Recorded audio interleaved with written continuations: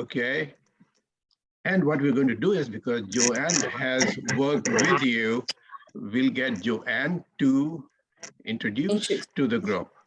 So Joanne, go ahead. I met Ananda through in Lake Shasta at this workshop. It was correcting your status and how to create a lawful repudiation, which I think I finally did that, and it's out.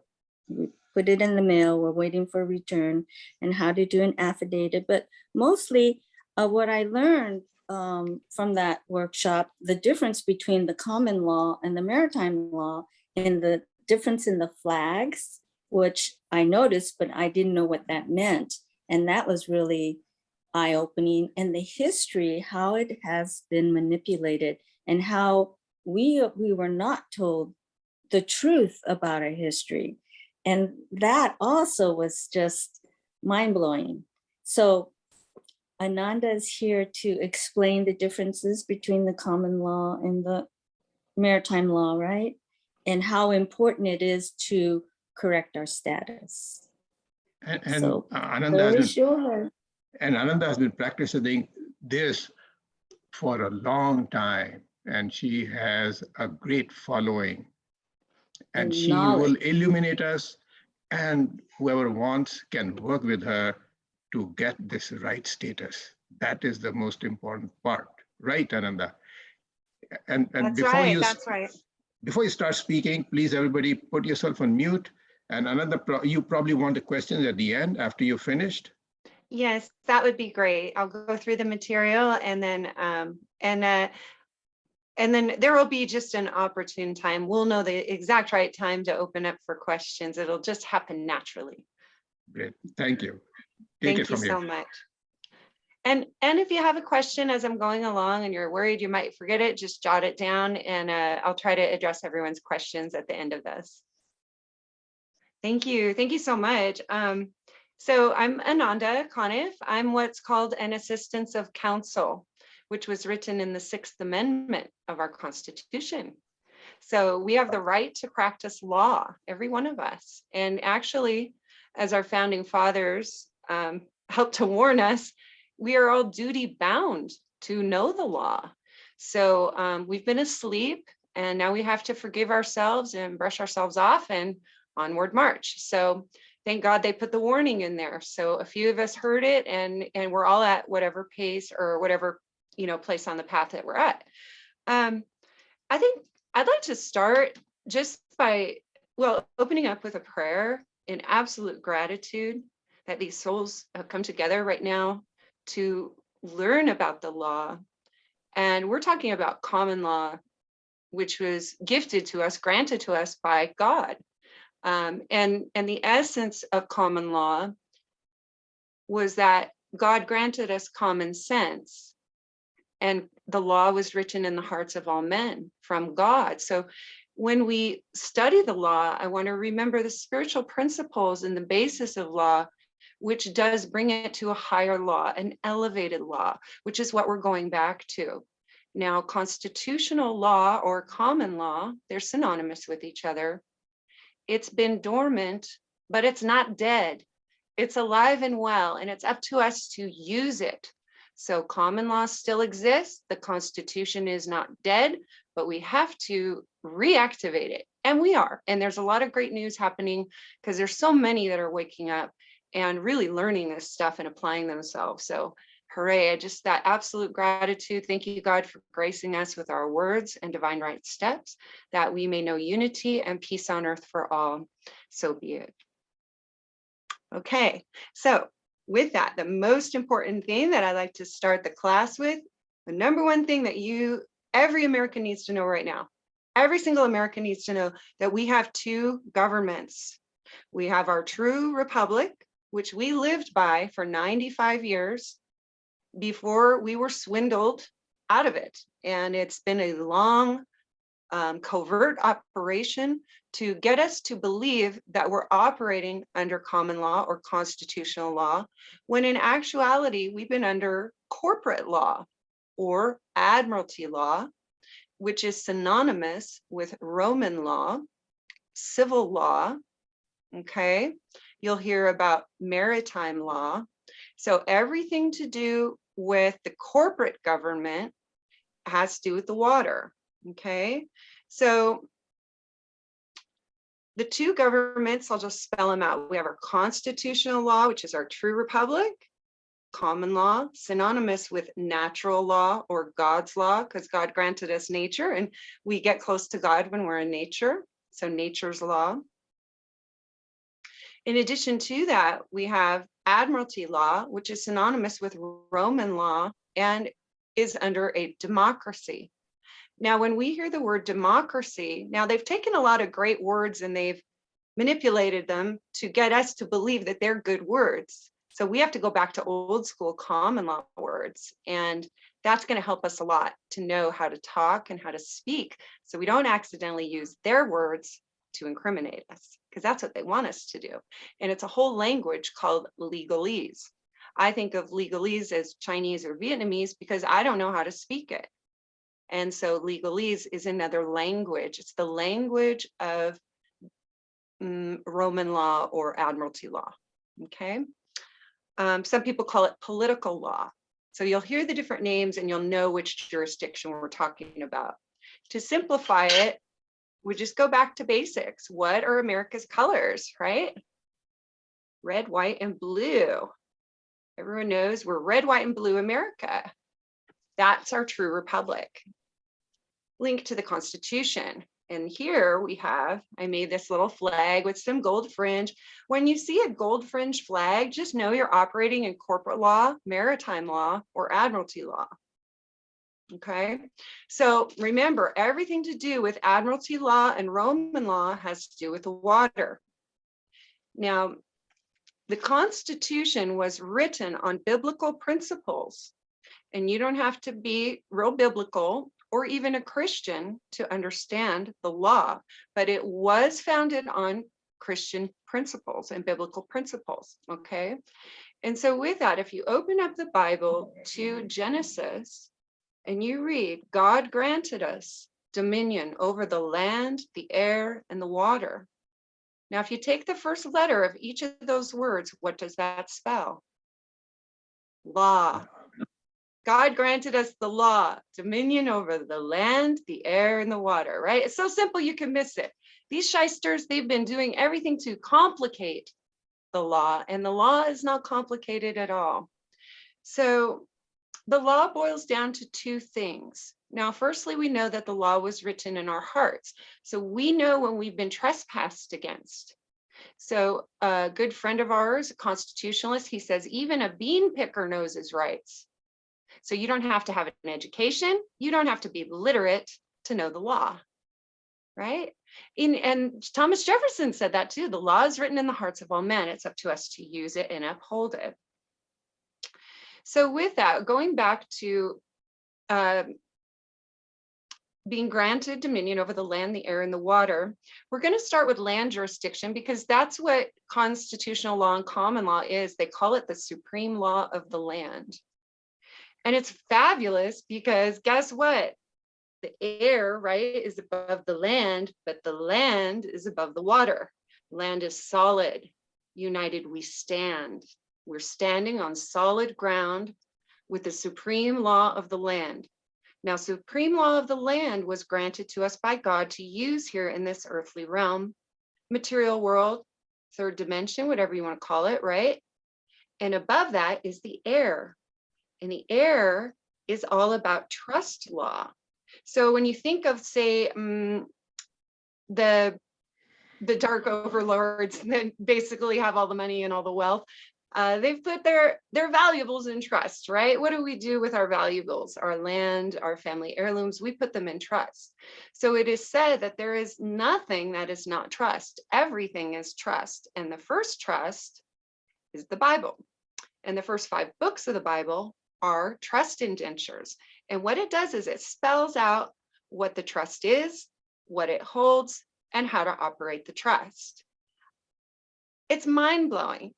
I mean, who would have thought that you could read the Bible like a law book? but that's where it was first written. And that's what the founding fathers did. And then they turned it into the Constitution, the Declaration of Independence, and so on. So moving onward, water jurisdiction, right? Admiralty law, that is below, it's a lower law. So they don't have laws per se, they call them laws, but what they have are statutes, codes, mandates, regulations, recommendations, and so forth.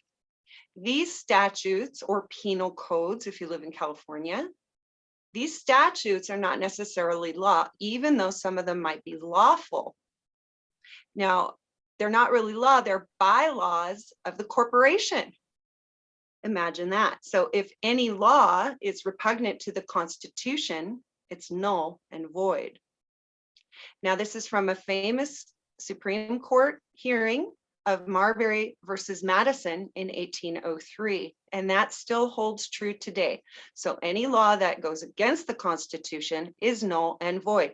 So these mandates and rules, codes, and recommendations, they've been using what's called the color of law, meaning it's colorable. They're making it look like law, but it's not law. So when they say get a jab or lose your job, or you have to wear a mask, you can literally say, show me the law where that exists. And everyone says, well, we're following the governor's orders. Well, the governor's orders might not be lawful. So you don't have to, by law, you don't have to follow them. However, you've got in Roman law, you have, it's equivalent to mob rule. It's mafia, it's majority rule, right? Now in majority rule, you can get ganged up on very easily, and then your life is threatened or you feel threatened. Now what are you gonna do? Not go along? They want us to be afraid. They want us living in fear so that we go along to get along and live by their dictates, which goes against God's law. So what to do, right? I'm gonna read a wonderful quote from Thomas Jefferson. And this is from Richard Maybury, who's a profound constitutionalist. He says, again, no one in 1776 was fighting for democracy. They were fighting for liberty, which is something entirely different, right? Liberty, requoting Jefferson, is an obstructed action according to our will within limits drawn around us by the equal rights of others. Now I'm going to read this again. Liberty is unobstructed action according to our will within limits drawn around us by the equal rights of others. It doesn't say about the opinion of others. It doesn't say about the agreement of others. It's about the rights of others. This is why it said we are common in our creation, in that we were born with equal rights. Okay, so common law is based on rights, yet rights were not really written into the Bible, responsibilities were. So we are duty bound to be responsible and know what our rights are, okay? And then it concludes with democracy, says my friend Marshall Fitz, is two wolves and a sheep voting to decide what's for lunch. Well, we know what's for lunch. It's two wolves against one sheep. So, whew, heavy stuff, right? So remember what I said when everything is trust and there's nothing that is not trust? Now that's air jurisdiction. Now air being above the land and land being above the water. The water is the lower law corporation. And then we have the supreme law of the land, and above the supreme law is superior law, which is trust law, which is synonymous with God's law, God granting us the original trust, which was probably channeled by some saint way back when. But we know that's been watered down. Now we probably know why they say watered down, because it's been translated so many times. We got to really determine the truth within our hearts to know what's true and what's not. So the first trust that we received here as little babies was, I don't know if it was given to us, but kind of forced upon us maybe. The first trust that exists is the birth certificate. That's your first trust, okay? And so everything after your first trust is a trust. So first you have your birth certificate trust, and then after that you sign up and you get your social security number, and that's a trust. And from there you probably go and get a bank account, and that's a trust. So everything is trust, and there is nothing that is not trust.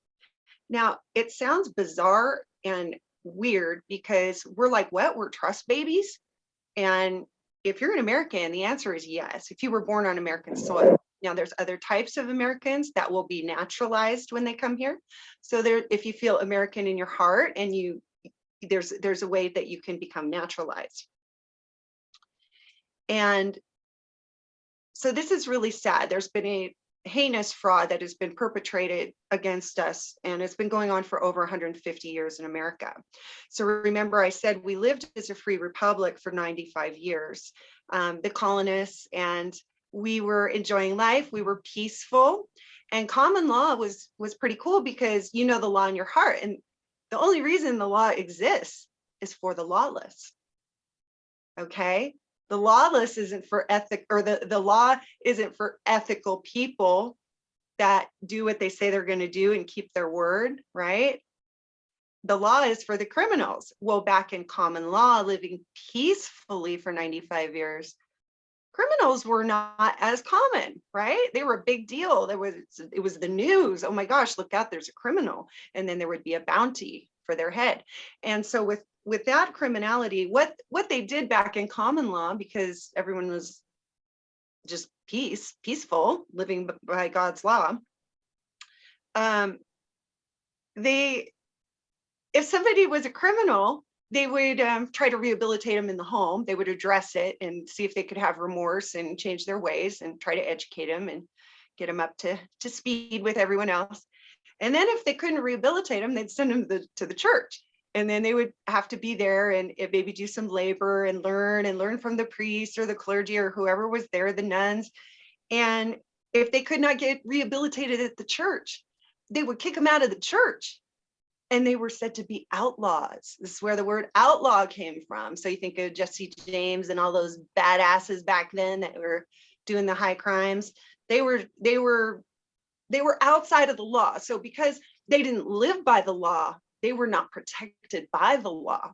So we didn't have sheriffs. We didn't have prisons. We didn't have all this. It was just if you're an outlaw, you're a wanted man, and anybody could do whatever they wanted to you. So there's that. Okay, so the swindle happened around 1871 when King George sent his minions over and converted our beloved republic into a corporation, which I like to call a corporation. Now, when you look at your birth certificate, you're going to look at your all caps name. I don't know if the camera can see that. All caps, right? That's capital. All caps, capital. They're capitalizing on your name. When you see capitalization in a name, just know it's a corporation. They have literally converted your born name from your family into an all caps name, corporation, and just tucked that right into your trust. And we'll use a round figure. It's give or take depending on what year you were born. What happened when your mom signed your birth certificate to an informant of the state? She accidentally sold you into debt slavery, and she didn't know it because her parents were lied to before her, and their parents before them were lied to. So we're all in the same slave boat, right? This has nothing to do with race or status or gender, anything like that. We have all been lied to, and even people in the judicial system have been lied to. Many don't even know that they're working for the dark side. They just thought they wanted to see justice, so they went and became a lawyer. But we have been infiltrated in all levels, and that's in politics and the judicial system and private sector. We've been infiltrated all over the place by this deceit, and it was intentional. It was intentional fraud to swindle us out of taxes. So what happens when your first trust is opened up?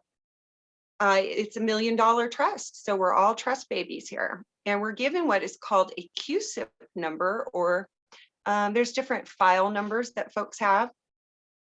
And you're literally, your all caps name, your corporation is being traded on Dun & Bradstreet. Wall Street, cha-ching, cha-ching, cha-ching. Every time there's a transaction, cha-ching, cha-ching, they're making money off of you, your all caps name. And guess who created the trust? Was it your mom? Right? No, it was the state. The state claims ownership over you. They literally see you as, all of us, they see us as a ward of the state. So when you think about it, if you were born in a birthing ward, when I think of a ward, I think of a prison ward. Prison, we're going to prison, mental ward for lunatics and maniacs, right? Mentally incompetent, insane. So they see us as wards. And when your mom didn't know, she thought she was signing a certificate of live birth, which she might have. Certificate of live birth is when you were born. That's a record of you being born. A birth certificate, she just signed you over into debt slavery. And so we've been all walking around identifying as this all caps name and saying, yes, that's me, I'm a person. Well, a person in the law, if you go to Black's Law 4, person is purser. You think of a purser of a ship, it's commerce. They're exchanging you and you're the commodity. And they call you a vessel. Do you see what I'm saying? A purser of a ship, Admiralty Law. They call your body a vessel. What's a vessel? It's a ship. They named the ship. Okay, you're the commodity, shipping. When you get a fine from an officer for a traffic ticket, you've been charged, right? And then they send you a bill of lading. What did you do wrong? You've committed no crime. So let me go back a beat. Remember, I said the law boils down to two things. Number one, do what you say you're going to do. Keep your promises. That is the basis of contract law, right? These are agreements. We agree to do something, and if we don't agree to do it, now we're out ethics. Okay, so there's ethics in common law and constitutional law. It is highly ethical. And the second one, part 2, is do no harm to other people or their property. Don't hurt anyone, don't vandalize their property. Don't steal from them. Don't take that which is not yours. That's harming another man or woman or their property. In constitutional law, you want to refer to yourself as a living, breathing man or woman, or a living soul. And they'll trip you up on their word language. I actually wrote a book. It's called The Dictionary That Can Save Your Life. And if you'd like to order one, you can go to americansinaction.us. And you can get one, a PDF or a hard copy. But let's start with 3 words that they've taken and that we use as everyday words, common language, but they're meant to get us into their jurisdiction, their water jurisdiction, okay? So a citizen, a person, or a resident. Now, if you're any one of those things, you're a dead entity and you need CPR. You got to revive yourself, right? A citizen, a person, or a resident. Let's break down the word citizen. City means municipal, and zen means servant.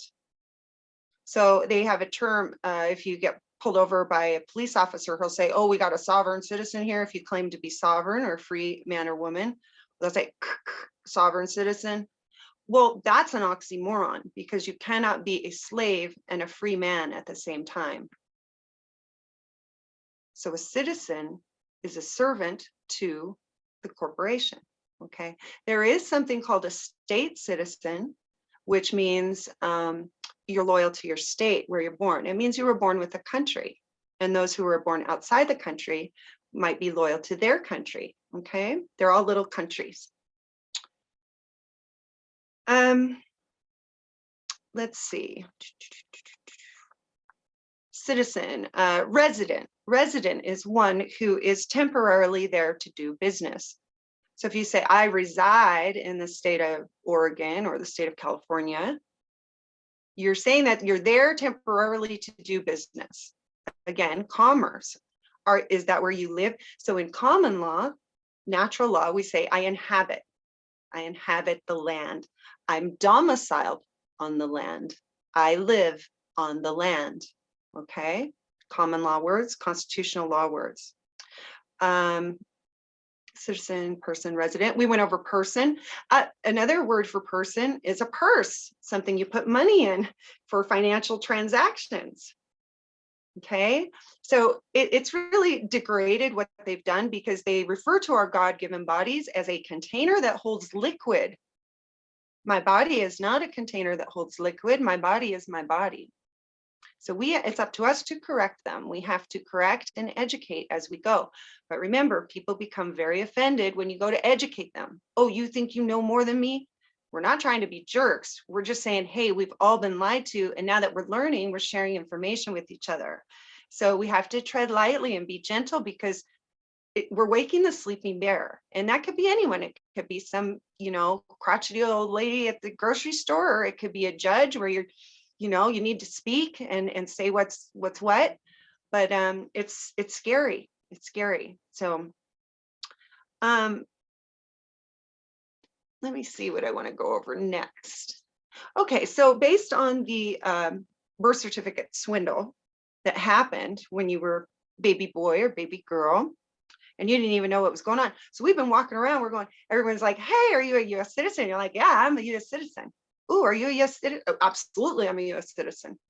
Oh, hold the fort. US corporation. Now, when we were United States of America, we were not United States, USA, not all caps. Even the United was in lowercase letters. It didn't even have a capital U back in the day. And then gradually over time, they switched it and they converted it into the all caps United States Inc. United States Incorporated. Okay. Now, when you think of United States Incorporated, I want you to think of Washington, D.C., the District of Columbia, which is its own district, 10 square miles. And in the District of Columbia is the CEO of the corporation, called the President of the US, not the President of the USA.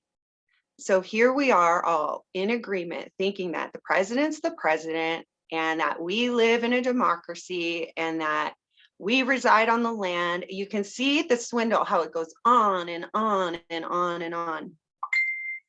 So with that, I do not live in Washington, D.C., as the zip code might indicate. So Shri helped me the other day. We figured out the Queen, who did a map overlay of the United States of America. Guess who's commanding the CEO of the corporation? The Queen of England. Now remember, this started with King George, right? And followed along. So the Queen of England comes along and says, she's just looking at her map from her chambers, the map of America. And she's like, I want that country. So she puts her map overlay down and appoints zip codes. Okay, I want that district and that district. And these are all the zip codes. And I own everything under this map overlay. Well, when I write an envelope, I don't use a zip code. I either write zip code exempt or I put it in brackets, meaning what's inside the brackets is basically dead, null and void. Okay.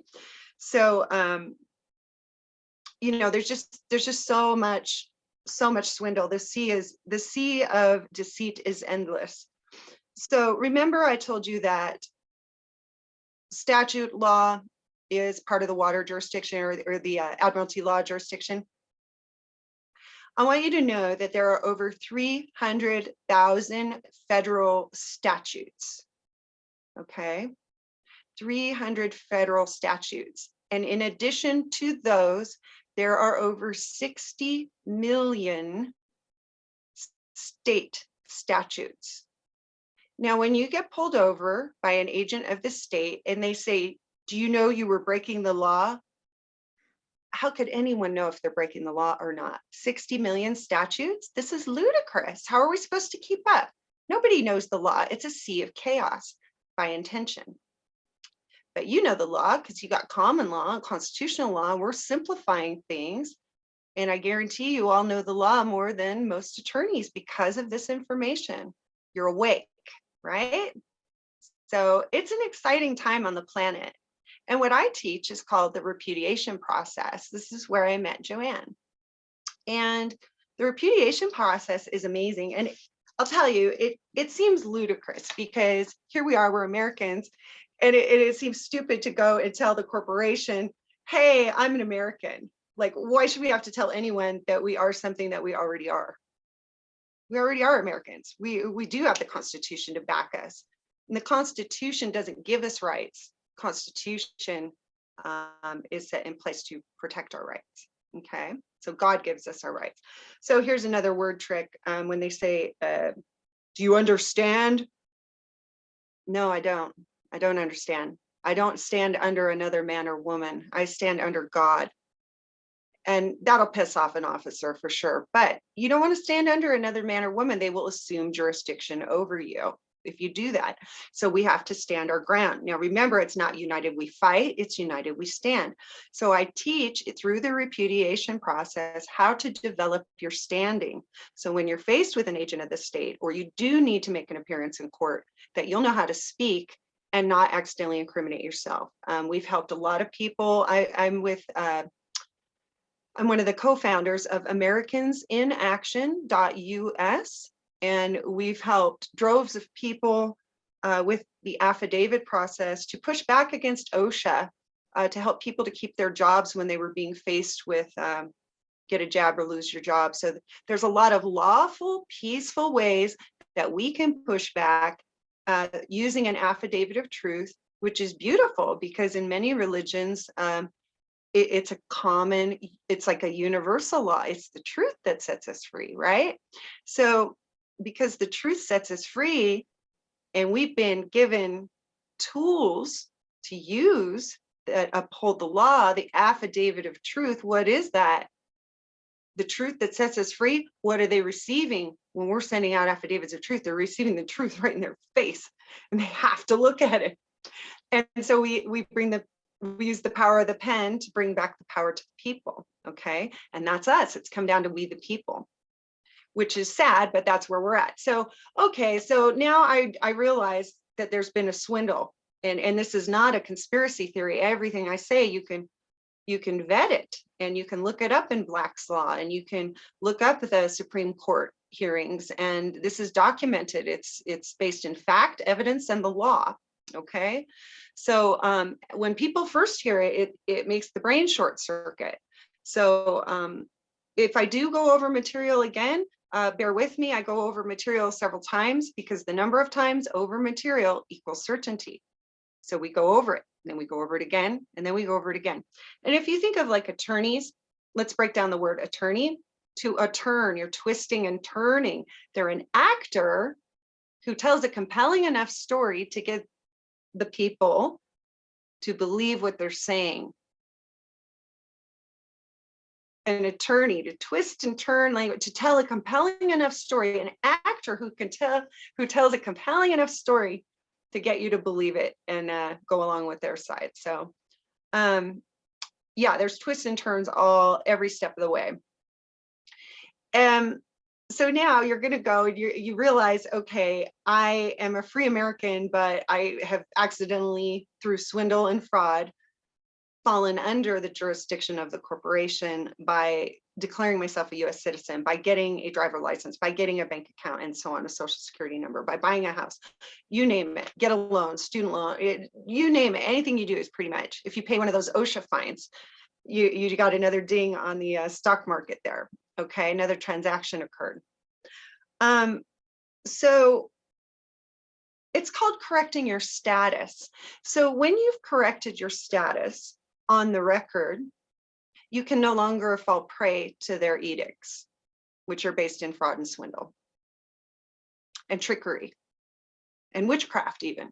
A lot of Freemasons in the Admiralty Law jurisdiction and Roman law. And I give a whole course on that as well, really connecting the roots to Freemasonry and the law. What else? So when you go on the record through a repudiation process, you're declaring on the record to the corporation, hey, I know who I am. And although there was some fraud and swindle that happened, you're basically calling them out in writing, and you send it off to the Department of State, which is the former Secretary of State. And you let them know that I'm an American and I will no longer be swindled by your tricks. Thank you very much. Now, it sounds simple, but in the course, we have templates, and we go through the templates and we discuss what's in there and why. And everything we put in an affidavit of truth has to be absolutely 100% truthful. It has to be, because an affidavit of truth is a living testimony, and it is seen as such. So it is prima facie evidence in a courtroom, and that can be an Admiralty Law courtroom or the common law courtroom. So it holds up in both jurisdictions. That's why it's amazing. Now, when you send your affidavit of truth, called the repudiation, and then you get it recorded, you wait 21 days. We say 22 or 23 to be safe. After you wait that amount of time, an unrebutted affidavit holds as prima facie evidence. So it holds up as fact, as a living testimony. It's equivalent to if you went in and you testified. Living testimony, that's your truth. And no one will rebut or refute the claims therein, because they're all based in law, fact, and evidence, and your experience. It's not debatable. It's not up for debate. So hopping around a little bit, what is the thing that our founding fathers gave to us, right? Our most valuable tool that we have. It's our declaration, a declaration of independence, right? And then when you go back to biblical teachings, what did Jesus teach? The I am. I am a free woman. I am a free man.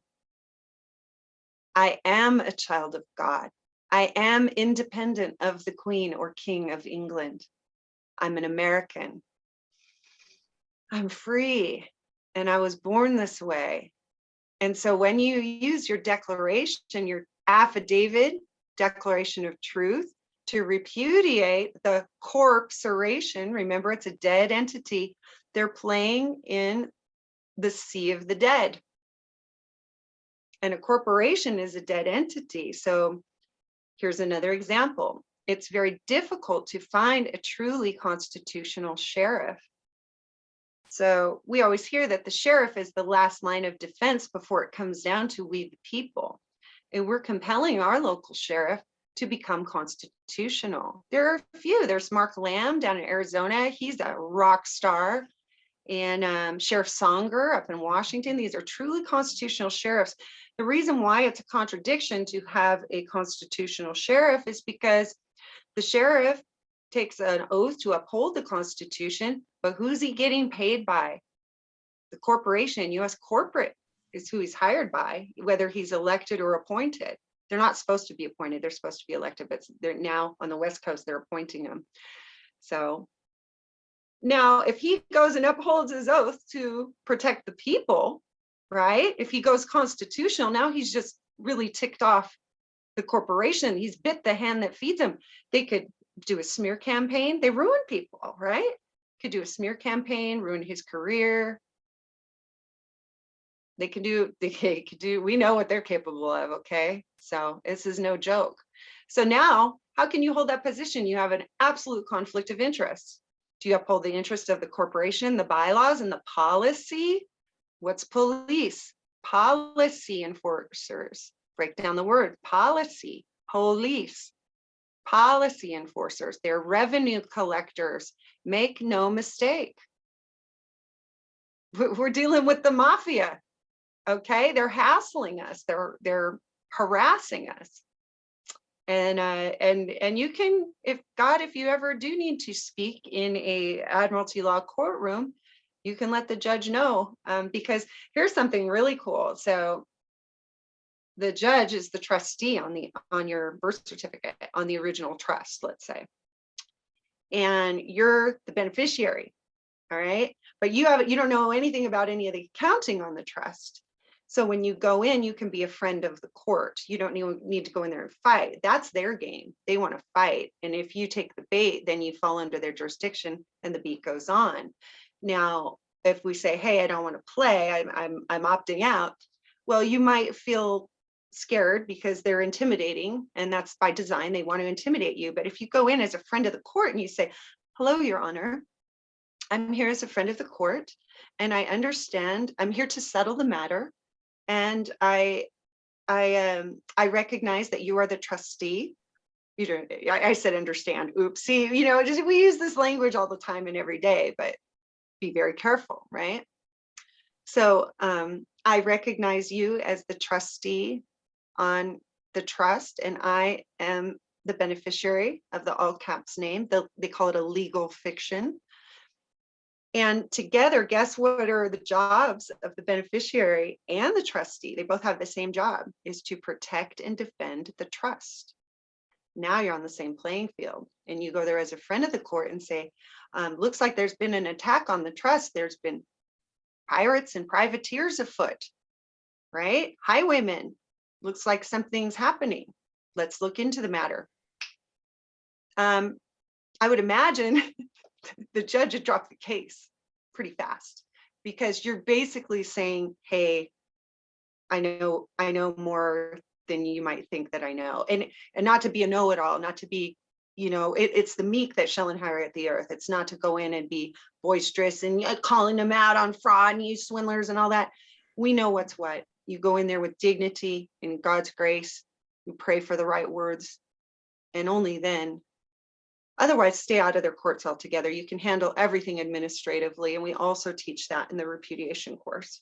So once you have it on the record, then and you've got your unrebutted affidavit of truth, it's on the record when you send it through registered mail, registered going back to our original post office, which is different than the United States Postal Service.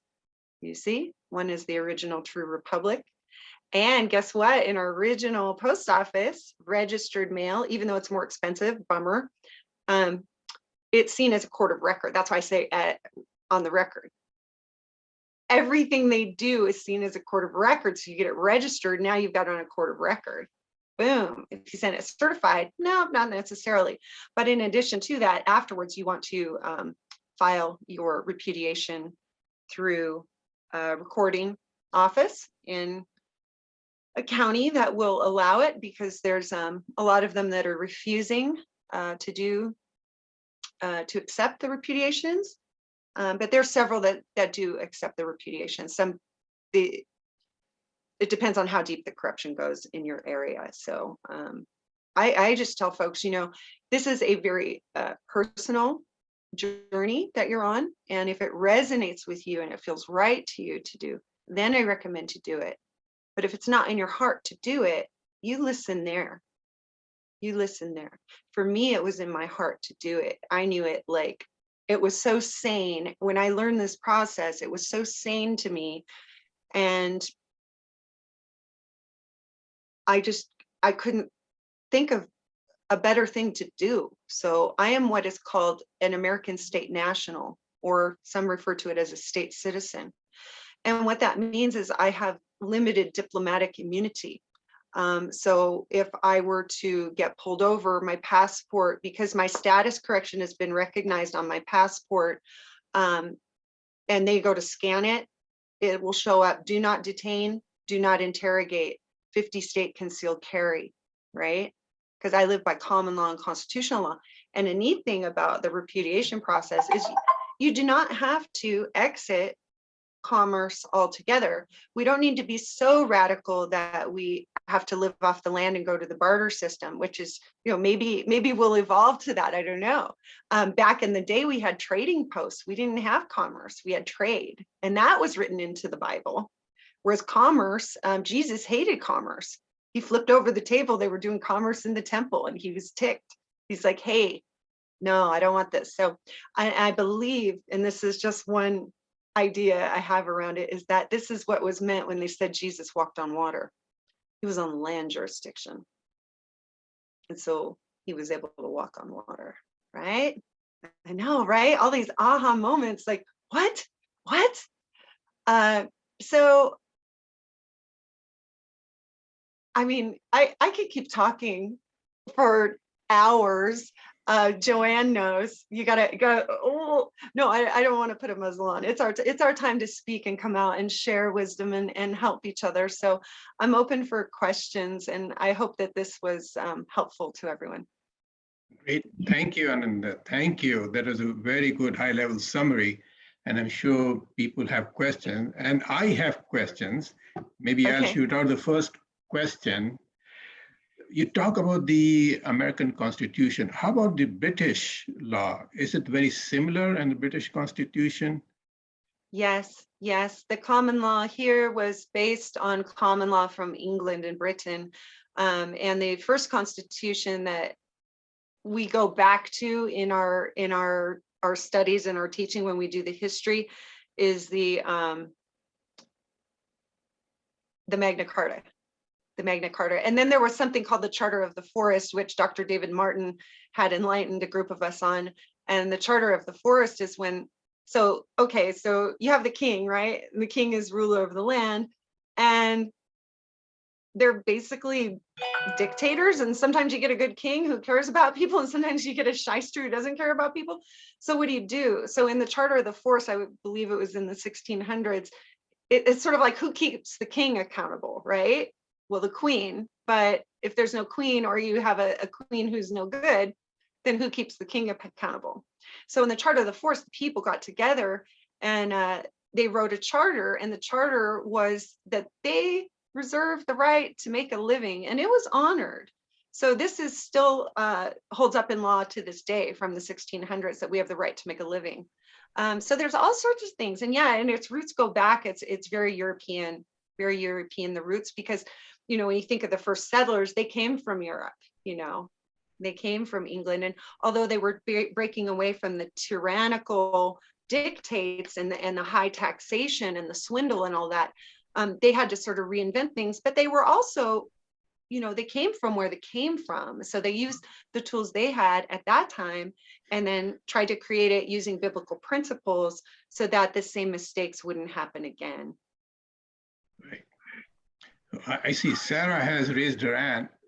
Sarah, go ahead, ask your question. I was just wondering, what kinds of things might we normally be used to doing or having, or things that we might do? Like, I'm following you completely and everything that you're saying. It's just that I'm having a hard time thinking about just everyday life.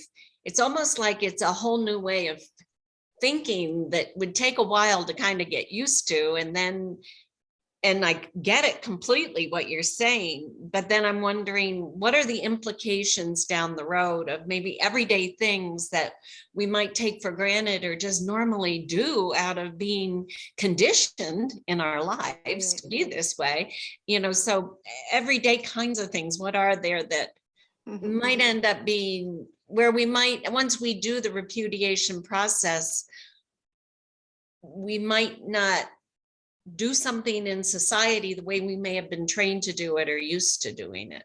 Yes. And it may feel like a loss. I know it does for me already, not because I repudiated my American citizenship status, but because of the last 2 years of just going through hell. And I'm choosing to go with natural immunity. So for me, I've already been cut off from everything I love: concerts, movies, restaurants. I've already been through the worst of it. So I'm really like, hey, they can have their concerts. We're going to rebuild, and we're going to have our own beautiful communities and beautiful music and concert. Because of the infiltration of Freemasonry into so many things like entertainment and sports and whatnot, I can't even get into it anymore anyway. But the nice thing, like I'm a business broker in both the states of Nevada and Oregon. I do hold my licenses. I can practice in commerce anytime I want. It's just a matter of putting on which hat are you going to put on for which, and this, you're living in the private sector. Now when you repudiate and you're living as a common law or a constitutional law free American, that's your private life. And so if God forbid you were to get falsely arrested and there was no crime committed, meaning there's no injured party, it would be seen as kidnapping. And there are major fines for arresting a state national. So even in their lower jurisdiction with their statutes, bylaws, penal codes, and so on, I dare to say that there's any ethics, but there's a smidgen of ethics where they have to observe higher law. So it's like, if you're smart enough to know the game and you know how to not get caught in their net, their fishing net, because every time they go out to get a new, issue forth a fine or get somebody for speeding, they're putting out their net and they're sending out their revenue collectors to get what they claim is theirs, but it's not, because there's no crime, right? So yeah, if you were to get arrested and detained, it'd be kidnapping. They've got kidnapping charges, and the fines are exorbitant in the multi-thousands, triple digits, and I've heard up over $1 million per day for state nationals. And sadly, a lot of the folks in higher political echelons have claimed their status as state nationals, and that's why they seem untouchable. It's like, what? They're getting away with all this stuff, and it's like, you can use it for the light or you can use it for the dark. I'm using it for the light and for freedom. I want all souls to live free, but you can use it any way you want. So Pretty gross. I know. It's like, I know. ugh. Well, I know. I tell people, like, the cognitive dissonance, we have to do like a whole little segment on cognitive dissonance, because it's just so hard to stomach the fraud and how deep it goes. I think the whole last 5 years of my life have kind of been like this rabbit hole that I just can't seem to even get out of, and it kind of goes deeper and deeper. Mm-hmm. Oh, there's this Australian entertainer, somebody who has a YouTube video out there. It's 5 hours long, and I haven't gotten through it all, but it is absolutely, he is, I don't know how you not become a Freemason once you are, maybe he took the oath as an entertainer, and he's breaking it, and he's created this 5-hour video out on YouTube that goes into depth about their symbols, their, so that you can watch these entertainers and athletes and all the different people you're talking about, and know what their signs and symbols are, and can identify what they're actually, see it in what they say. That's right. How they act, but it's like, the thing that is so hard for me to break down, and I don't know if maybe your course does it, is to even, it's one thing to have the cognitive dissonance, which you do have to kind of work through, but it's like adapting to the whole new way of thinking and knowing the right language to use. And it seems it can be daunting, at first. And so in our course, we do try to be very sensitive to people where they're at, and realize that even if you take the course, no one pressures anyone to do the repudiation process, because we are here with free will. But what we do offer is to learn about it and then weigh it within yourself if it feels right. Some folks, they get the repudiation documents done in 2 weeks. Others, 7 months, 8 months. Others, they'll take 5 different classes, and then all of a sudden the synapses come together. Because remember, in cognitive dissonance, and we all have it, we're all going through it. In cognitive dissonance, not only do you have to unlearn what you learned, but then you have to learn something new. Yes. in replacement. So it said 21 times before something makes an imprint. Now look at the propaganda that's coming out. They're pummeling us with, do this, do this, do this 21 times. We're getting it hundreds, thousands of times, getting pummeled with this. And now here we are having to unlearn all that clutter, Yes. declutter, and then put in things. And then the new ideas, we have to weigh them. Does that feel right? And then do our own research, because we are responsible and we do our own research. We don't take my word for it. We don't take anyone here's word for it. We do our own due diligence. And this is what it means to be a responsible American. We are duty bound to be responsible Americans. So I would say, if that was something that interested you, to just go with an open mind, just to learn, but not to do anything. Like, don't do anything unless it feels, for me, my next step, my next breath, I said, does this feel right in my heart and soul? My instinct, guess where instinct is recognized? In the law.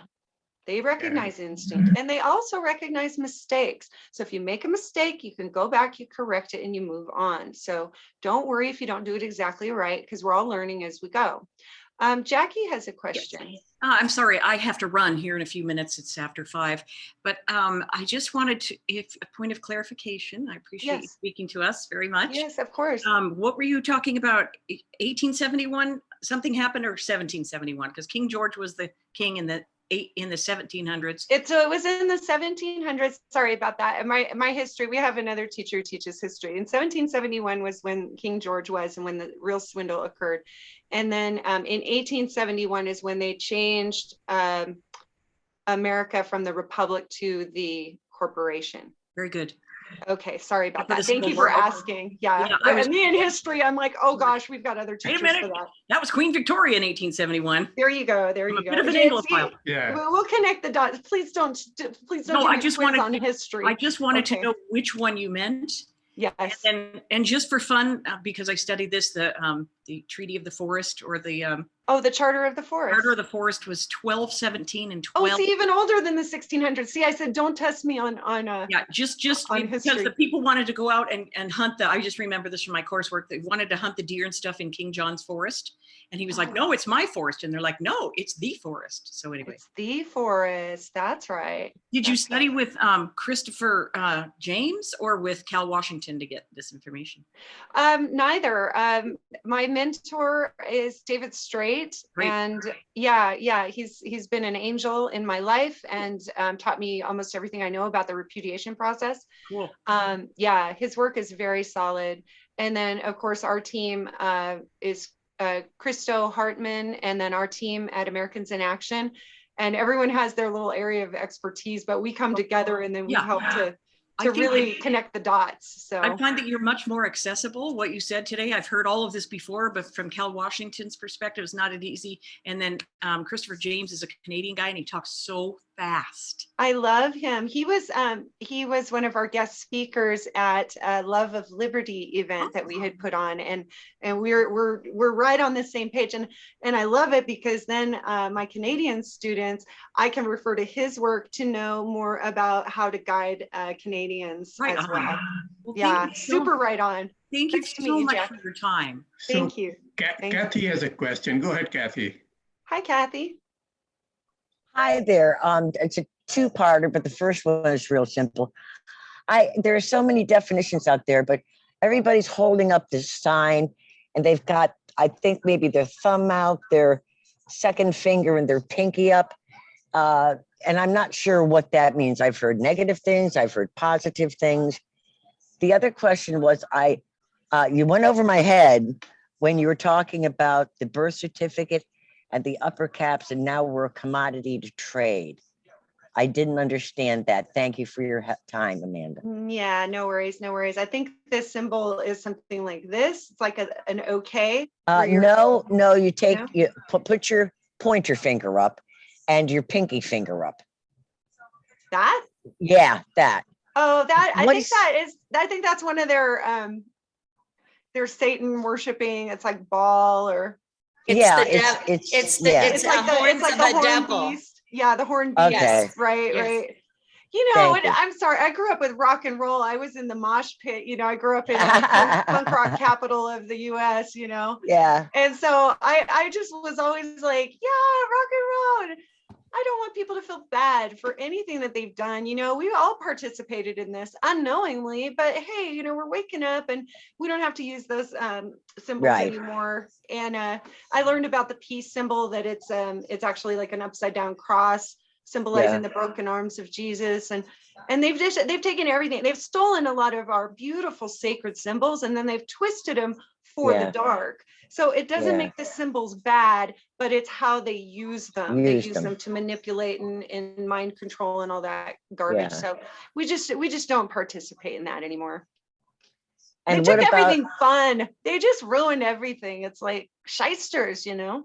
And then the birth certificate. Let me see if I can go over it one more time. Remember, the number of times over material equals certainty.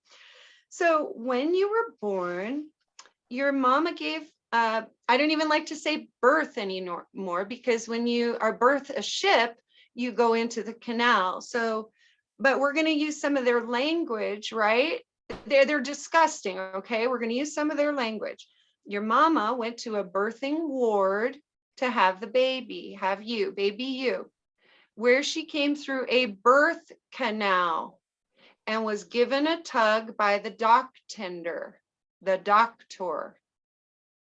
where you came out, right? And when you were there and your mama held you in her arms, they took either a blood sample, which they do because they're into Satanism and God knows what they're doing with your blood, if they're checking your DNA or what they're doing. And sometimes they'll take a footprint of the little baby's feet and they dip it in the ink and put the footprints. That's actually soul harvesting. It's very dark what they're doing. Very, very dark. And so when your mama was maybe on an epidural drip or some heavy drugs, the informant comes in and says, here, sign here. And she signs the birth certificate. When she did that, she literally signed her baby boy or baby girl into slavery, into debt slavery. They converted your name, your born name, your family name. So your name would be, you know, Kathy or Kathleen or Catherine, and then your middle name, and then your last name. And it's in title caps, meaning the first letter of your name is in capital and the rest are lowercase. And then your middle name, first letter, capital, rest lowercase, right? How you would write your name or autograph your name. So they took that title caps name, your family name, and they converted it into all capital letters. So if you look at your driver license, it'll say your name, but it'll say it in all capital letters. Whenever you see your name in all capital letters, know that that is the corporation. The corporation I speak of is when they created your birth certificate. Look at you, if you have an original birth certificate, it's on bond paper. Okay, that's a trust, it's bond paper, and you're worth probably multi-millions of dollars. And some of my students have looked up their CUSIP numbers and seen their stock exchange, and some are worth multi-millions. And I heard of some up even over $1 billion because they've done so many, you know, paying a student loan, or you know, had to pay a fine, or they did so many transactions. And it could be in the positive or the negative, meaning you could go into debt, and that could be a hit on your, or a transaction for your CUSIP number, or you could, you know, come into some money and pay taxes, and then that's another transaction on your CUSIP number. So there's ebbs and flows and highs and lows. And what do you, well, I'm sorry, Ananda, what do you call it? A something number? Yeah, I think of the Cupid doll. So CUSIP. A Cupid number. CUSIP. It's just a way to remember it, the Cupid doll, CUSIP number. So C, capital U, capital S as in Sam, capital I, capital P as in Paul, QSIP number. Okay. And if you look on the back of your social security number, you'll see the QSIP number. Wow. And I don't ever guide anyone to attempt to go and claim their trust, although we've heard of many that are attempting to do that. And I do not teach that because of the level of criminality that exists in the monetary system. And we know that criminals do criminal things, so we don't want anyone getting hurt. And the Right. reason I changed my status is because I want to live as a free woman. I want to live in peace. I'm not just out, we've heard of people tapping their Sister QV trust and they go out and buy a Lear jet or something and they end up in jail rotting for the rest of their life. So it's not what it's for. And we didn't create it. Okay. The state created it, but there are ways through a process that folks can reclaim it's called a minor estate or your public charitable trust, or PCT, public charitable Okay, trust. thank you. You're welcome. Now, Chavi has a question as well. So Chavi, please go ahead. You have to unmute yourself. Let's see if she's still there. Chavi is there, yeah. Me, right? Yes, go I ahead, can hear Chavi. you Yeah. now. So I saw your video that you shared that, initially, and, the talk that you had given. And yeah, when you were talking about the hands, like we have in India, well, complete science of hand, it's called the mudra. The mudras, yes. So those are the origin, as you were talking about. I was thinking of that. Every sign, because the fingers, each of these fingers actually stands for the 5 elements in our body, earth, water, fire, ether, so on.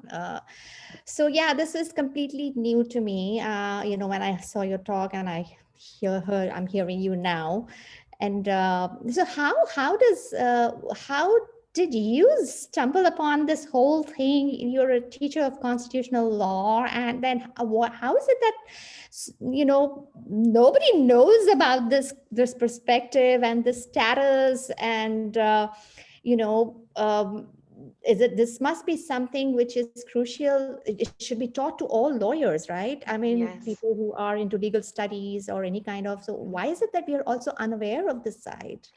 Yes. Well, that was by design, through the infiltration and also the influence of Freemasonry in the law. Gosh, so many answers to your question. Thank you. Very thoughtful question. So when I was about 15 years old, I heard the voice of God inside of me, and I had a very clear message. This is a divine calling for me. There was no way around it, because when I was young, there's no way I would have thought I would ever grow up and be teaching law. But it makes perfect sense now when I look back. I go, oh, I get it now. But when I was young, and God, I heard God say it loud and clear. He said, go to the book of Genesis, or no, excuse me, go to the road of Genesis. Go to the road of Genesis. Go to the road of Genesis. I'm sitting here thinking, what is this? Go to the road of Genesis. And I thought, I'm not real biblical. I kind of had a disdain for organized religion because I was force-fed a lot of dogma as a young girl and coming of age and stuff. And I loved God. I've always loved God. I just love people and love humanity. So I tried to read the Bible and I wasn't getting it. I was like, I don't know. And then when I met my mentor and he said, open your Bibles and open up Genesis and read your Bible as a trust indenture, I went, oh, my whole spine went straight. I got tingles through my whole body. And I knew, I said, this was that message I got as a young woman. And perfectly, accidentally on purpose, or how God would have it, the divine orchestration. My background is in contract law, and I literally got to, I had the privilege to work for a wonderful company. We helped people to get out of timeshare contracts that they got swindled into, these contracts, and they had to pay the maintenance fees in perpetuity, and they were just ruining people's lives and their finances, just cremating them. And I just helped them. We found a legal loophole to help these folks get out of these binding contracts that no one else could find a way out. So it was really fun. I got to be like a Robin Hood and help free people that were in financial slavery. So that was really fun. And then I became a business broker pretty much on a challenge by my broker. I was doing luxury residential in Las Vegas, and my broker says, "Oh yeah, yeah, you know what? You don't want to be a business broker." And I said, "Well, why not?" He goes, "Well, the test is too hard." I said, "That's it. I'm becoming a business broker." He challenged me, so he just ticked me off enough. I said, "That's what I'm doing." And I just laugh because, you know, God has a sense of humor. We find ourselves in the most unusual circumstances, and you don't know why. But I'm an artist. You know, I was an art broker for many years, and I love to sing, and I like to frolic in my garden. And I'm just kind of a silly woman. I enjoy life, and I enjoy playing and connecting with people. But, you know, here I am. And I said, okay, this is a divine calling, and I'm stepping in. So here I am. Great. Thank you. Thank you. So maybe I'll just ask this last question because we've gone quite over an hour. If somebody wants to pursue repudiation, what should they do? How should they proceed? Well, there's I don't recommend going in blindly. Definitely know your stuff. You got to research. I love watching Carl Lentz videos. I enjoy watching David Straight videos. And any, you know, you can take my course. I have an online course that I teach. It's, you can email me at female4freedom@protonmail.com, female4freedom@protonmail.com, or sign up for one of our weekend workshops. And we've got one coming up in Yuba City, California on the 29th and 30th of January. We're doing one this weekend in Southern Oregon Rogue Valley. And so if you want to learn about those, you can email me directly, or you can go to americansinaction.us. And we usually list when we're having our next live workshops. And we offer the live workshops at a very affordable, reasonable price for folks. But we also do a sliding scale because we don't want to deprive anyone of an education who is sincere in their hearts and needs an education on the matter. And we understand a lot of folks have hit hard times with the world crisis. So, you know, anyway, but I hope that helps. And so that, yes, there's the online course that you can pay for and then go at your own pace. And then there's also the live workshops that we do in different cities. And if you ever want to host us to do a workshop in your city, we just have some different protocols that we let people know. So you can inquire about that as well. And you can have our team come out and teach your community. Wow. Very good. Great. Thank you. Thank I mean, you. it's always best to work with somebody who's experienced rather than doing on our own. Doing on our own, as you said, is quite risky. It's much better to do with you because you can hold our hands right in the beginning and show us the right path. Right. It's so important. Yeah. You don't want to do this in like a hasty decision. You have to have that certainty before you make that step. Even though there's a lot of trust, they say everything is trust and there's nothing that's not trust. Right now, our I think biggest challenge as individuals and collectively is really trusting that a way is provided. And I just think of the story of the parting of the Red Sea when all the disciples were going in and the water was up over their noses. They were drowning and they continued to go forward and they trusted God. Only when the water was up over their noses did the sea part. So we're up over our noses and we're trusting that a way is being provided and we're taking the next step. We may not see what the next step is, but we're trusting that the way will show itself. It will reveal itself as we go. So, you know, if you feel that urge, like, oh no, this kind of resonates with me, I think I want to learn this, then I would can encourage you to take the next step and just trust the process, but don't make a move until you feel certain in your heart. Because this isn't for everyone. Some people might not, no, that's too radical, you know. For me, it was like, no, this is the exclamation point at the end of the sentence. Amanda, I'm- I find it interesting that you're the first person who I've heard has a Proton email. We learned about that a few meetings ago. Kind of sad we have to do that, but I can understand why today especially. Thank you so much for your time and information. Thank you. Thank you so much. And thank you, Ananda. And I'm sure the water will go apart and we will see Hey, to the it. parting of the Red Sea, right? It Money, will Jeff- happen. Your email, could you please check the email, type it on the chat? Yes, yes, I'll do that now. It's a female for for freedom. freedom FOR or the number 4. That's why I written out. Let me see. Where's the little chat? Here we go. It's FOR, female FOR, freedom. And you can also email Shri Yeah, or and I'll contact connect it. Joanne. Yeah, and they both have my email, or Yeah. you can email directly through americansinaction.us, female for.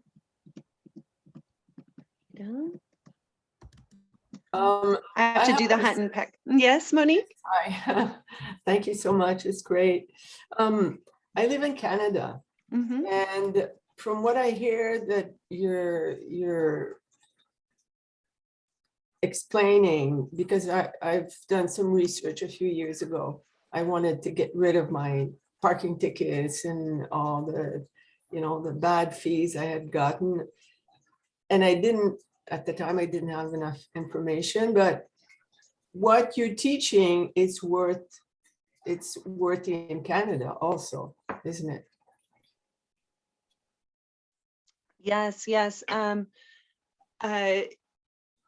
Canada is very similar in the way that the law was set up and the way that it was infiltrated, in that you do have an equivalent to the Constitution. And there is a way, and I believe it's Christopher James who teaches that. Someone had mentioned Christopher James earlier. But his website is A Warrior Calls. Okay, yes. A Warrior Calls, and he has no ego. He's just Yeah, like, he's he's just beautiful. awesome. He's Mhm. solid. Mhm. Yeah. So listen to him, and then just, create it. We all have like our little circles of friends, and just try to grab as much information as you can from your people and your peers, and do your due diligence. I do have some Canadians that have purchased the course from me, and then after they learn all the steps through the course, they just apply it through their Canadian Mhm. rules, codes, and channels that they have. So Mhm. yeah, I know, pretty Wow. wild. Can't believe these times. I mean, whoa. But it's revelations, things are being revealed. So the truth is being revealed. And Yeah. as we learn it, then, for me, it was like, as I learned it, I couldn't keep this to myself. I'm like, I have to help people. Everyone needs to know this, because it's that self-empowerment, It's like, we're Mhm. free people. We shouldn't And be. it's the word of God, so That's it's it. even more powerful. Yeah, it truly is. Yeah. Okay. Thank you. Ananda, would this status protect us from people coming to take us Well, in into theory, camps? yes, or- yes, in theory, yes. And I'll tell you why. I tell people, I say, don't just run sprint to get your status correction, because should these health camps come down the line and you have repudiated your status, you say, I'm sorry, I do not fall under your jurisdiction. Oh, Thank that's you. right. Get off my property. Okay. Mhm. Be done. Or whatever you carry your papers. I mean, not their papers, your papers that say, I am your declaration of free woman. I do not fall under your jurisdiction. I am not a ward of the state. I am not chattel property. I'm not to be bought and sold on the stock market. I'm not to be, traded as a good as a commodity. I'm not a slave. And they will assume you're incompetent, a lunatic. And they do smear campaigns too, to make you, oh, she's a lunatic. They're insane. That's the only thing they got are words, sticks and stones. Okay. Great. Thank you. Thank you, Ananda. Thank you. And I have Ananda's contact with me, so anybody wants to correspond with her, please reach out to me, but you have in this chat box, you have the way to get hold of her. So thank you again, Ananda. Thank you. Thank And you. Thank you, you, and, everyone. So nice to meet you And all. Shirley. Thank you. Take care. Thank you. You too. Bye-bye. Thank you. Bye-bye. Bye-bye. Bye. Thank you, Ananda. Thank you.